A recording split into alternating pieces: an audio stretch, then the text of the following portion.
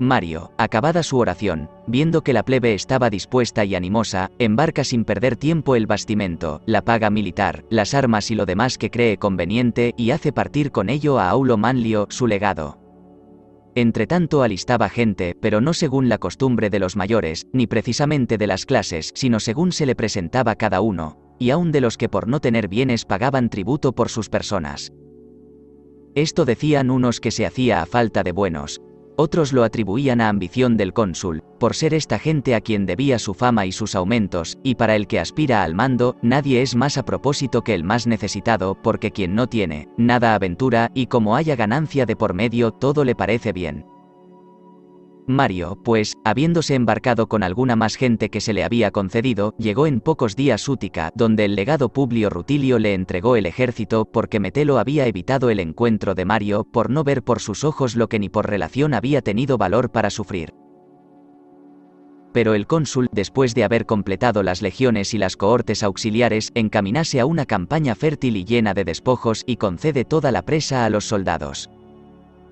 Asalta después de esto algunas villas y ciudades poco fortalecidas por su sitio o por falta de guarnición, tiene varios choques y otras ligeras refriegas con el enemigo en diferentes partes, con lo que los bisoños iban perdiendo el miedo y echaban de ver que los que huían eran regularmente presos o muertos, y al contrario los más esforzados los que mejor libraban. En suma, que con las armas se aseguraba la libertad, la patria, las familias y cuanto había, y que por su medio se adquiría gloria y riqueza. De esta suerte en breve tiempo nuevos y veteranos se incorporaron, haciéndose todos iguales en valor. Los reyes por su parte, cuando supieron la llegada de Mario, fueron cada cual por su lado a lugares fragosos y ásperos. Este fue consejo de Yugurta, el cual creyó que dando algún tiempo a los enemigos se derramarían y podrían ser asaltados, porque se figuraba que los romanos, depuesto el primer miedo, andarían, como regularmente sucede, más libres y con menos disciplina. En este tiempo Metelo, que había partido para Roma, fue, contra lo que esperaba, recibido en ella con las mayores demostraciones de alegría, no solo de los nobles, sino también de la plebe, que igualmente le amaba, después que cesó el motivo del disgusto. Pero Mario observaba a un mismo tiempo con gran cuidado y prudencia sus cosas y las del enemigo, instruíase en lo que se hallaba, bueno y malo, en ambos ejércitos, exploraba las marchas de los reyes, preveníase contra sus designios y asechanzas, sin permitir que hubiese el menor descuido en su campo, ni un momento de seguridad en el del enemigo. De esta suerte en varias ocasiones acometió y derrotó a los gétulos y a Yugurta, al volver de sus correrías en tierra de nuestros confederados, y al mismo Yugurta le obligó, no lejos de Cirta, a que arrojase las armas por salvarse.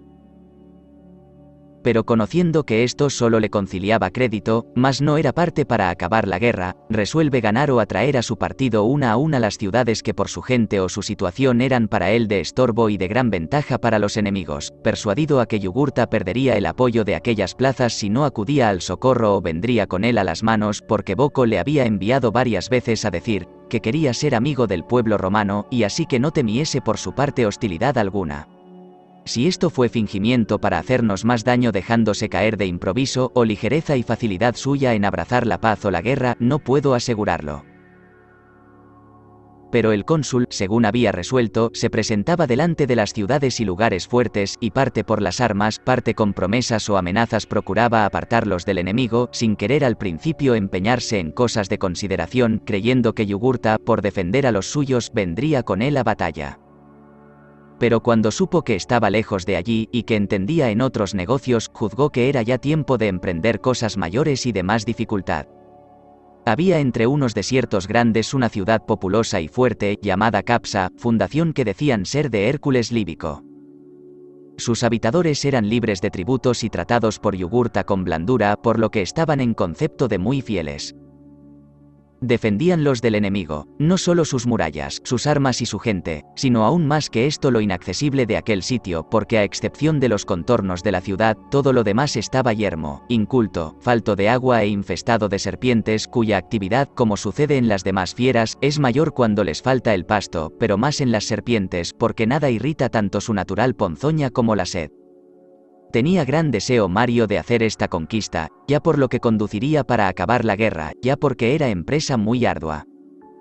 Contribuía también el haber Metelo con gran gloria suya conquistado a Tala, que en el sitio y fortificación no era de semejante. solo que en Tala había algunas fuentes cerca de sus muros y en Capsa no había sino una, y esa dentro de la ciudad, cuya agua bebían los vecinos, sirviéndose de la llovediza para los demás usos.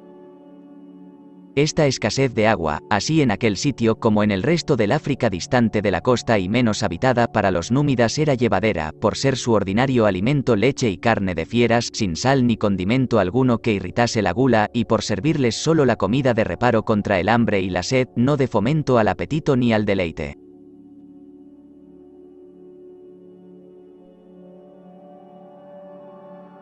El cónsul, pues, aunque sabía todas estas cosas, confiando, a lo que yo juzgo, en el favor de los dioses, porque a la verdad, contra tantas dificultades no había prudencia humana que bastase, pues comenzaba también a faltarle el trigo, por cuidar más los númidas de los pastos para sus ganados que de la labor, cuanto se había cogido lo había mandado guardar el rey en lugares fortalecidos, y la campaña estaba en aquel tiempo seca y pelada, por ser el fin del estío, da, sin embargo, sus providencias lo mejor que puede.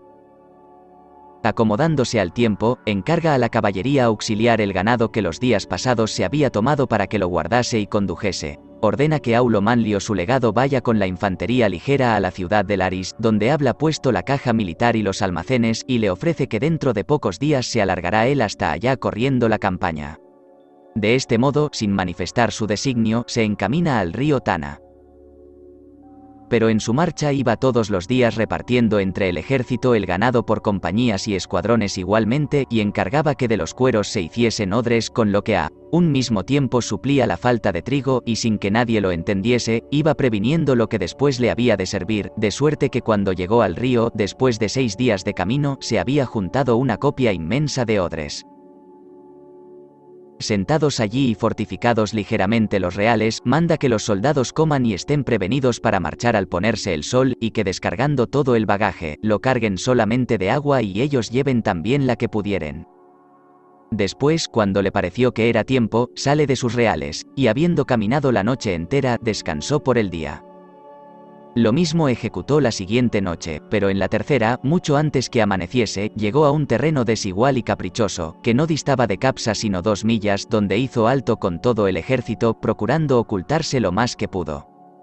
Ya que hubo amanecido y que los númidas, sin el menor recelo del enemigo, salieron en gran copia de la ciudad, manda de repente que la caballería toda y los de a pie más expeditos vayan a carrera tendida a Capsa y cojan las avenidas de las puertas.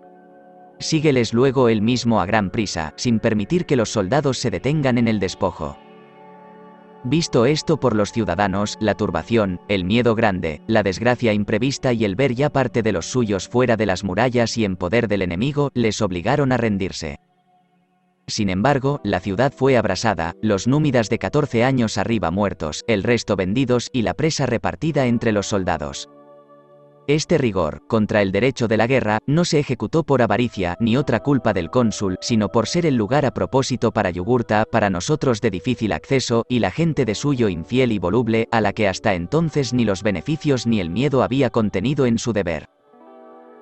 Después que Mario, sin pérdida alguna de los suyos, acabó una empresa tan ilustre, su fama, que ya era grande, comenzó a crecer y ensalzarse sobremanera, de suerte que aun las cosas resueltas con poco acuerdo, como salían bien, se atribuían a su valor. Los soldados tratados con blandura y al mismo tiempo ricos con las presas, lo ponían en las nubes, los númidas lo respetaban por más que hombre mortal. Últimamente, confederados y enemigos creían que tenla divino instinto, o que por especial favor de los dioses le salía bien cuanto intentaba.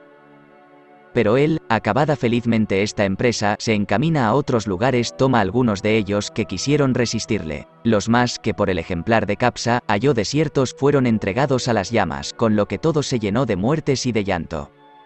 Últimamente, habiéndose apoderado de gran número de pueblos, y de los más sin derramar una gota de sangre, resuélvese a otra empresa no de tantos embarazos, pero de igual dificultad a la de Capsa. No lejos del río Muluca, que era el lindero de los reinos de Yugurta y Boko, se elevaba en medio de una gran llanura un monte formado de peñascos, harto espacioso y sumamente alto, en que había una mediana población, sin más que una entrada muy estrecha, porque todo él era por su naturaleza un precipicio, como si se hubiera hecho a mano y de propósito. Esta conquista deseaba hacer Mario con el mayor empeño, por saber que Yugurta tenía allí sus tesoros, y aunque el pensamiento le salió bien, se debió más a una casualidad que a su prudencia. Porque el lugar estaba muy abastecido de gente, de armas y provisiones, tenía agua viva y no podían abrirse al derredor trincheras, ni levantarse torres ni otras máquinas, el camino sumamente angosto y cortado de un lado y de otro. Ni los manteletes se adelantaban sino con mucho riesgo y sin fruto alguno porque apenas se acercaban a la muralla cuando el fuego y piedras que arrojaban los sitiados los abrasaban o deshacían. Tampoco fuera de ellos podían los soldados mantenerse por la desigualdad del terreno, ni aun cubiertos andaban sin peligro. Los que querían señalarse caían luego muertos o heridos con lo que se aumentaba el miedo de los otros. Mario, después de haber perdido mucho tiempo y trabajo, andaba vacilante y dudoso si abandonaría la empresa, visto que nada adelantaba, o si permanecería en ella esperando el favor de la fortuna que tantas veces había experimentado. Pero después de haber muchos días y noches andado inquieto entre estas dudas, sucedió acaso que un ligur, soldado raso de las cohortes auxiliares, habiendo salido de los reales por agua, advirtió no lejos del sitio por donde el lugar se combatía que serpeaban entre aquellas peñas algunos caracoles, y habiendo cogido uno u otro, y después en más cantidad, embebecido en esto, fue poco a poco subiendo casi hasta lo más alto del monte, y asegurado de que no había por aquella parte gente, pusos como es natural a registrar por curiosidad aquel país nuevo. Había por fortuna en el mismo sitio una grande encina entre las peñas, en parte algo inclinada, el resto derecha y erguida, según la naturaleza de todo vegetable. El ligur, asido unas veces a sus ramas, otras a los peñascos que sobresalían algún tanto, forma en su idea muy a su salvo el plano de la fortaleza porque todo el pueblo estaba en el opuesto lado atento a los que combatían, y habiendo explorado bien cuanto hizo juicio que después podría conducir, vuelve a bajar por el mismo camino. Pero no ya sin cuidado, como a la subida, sino tanteándolo y examinándolo todo. Vase después de esto en derechura a Mario, cuéntale el suceso y le exhorta a que dé un tiento a la plaza por la parte por donde él había subido, ofreciéndose a guiar la gente y acompañarla en el peligro. Mario envía con él a algunos de los que se hallaban presentes para examinar su propuesta, de los cuales unos vuelven diciendo que era empresa difícil, otros que no, según que eran más o menos animosos. El cónsul, no obstante esta variedad, entró en alguna esperanza del suceso. Y así escoge entre los trompeteros y cornetas del ejército 5 de los más ágiles, dales para su defensa 4 compañías, mandando que al día siguiente, señalado para la ejecución, estén todos a las órdenes del ligur.